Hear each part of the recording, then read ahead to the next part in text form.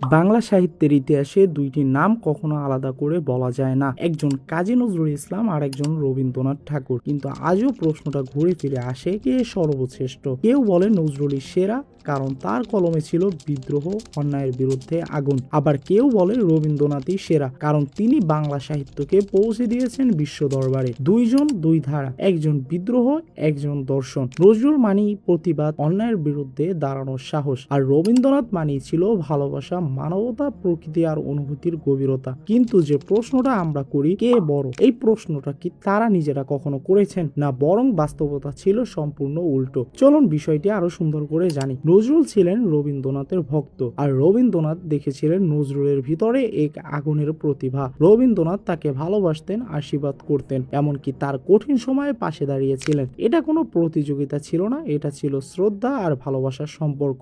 একজন বিদ্রোহ শিখিয়েছে, আরেকজন ভালোবাসা।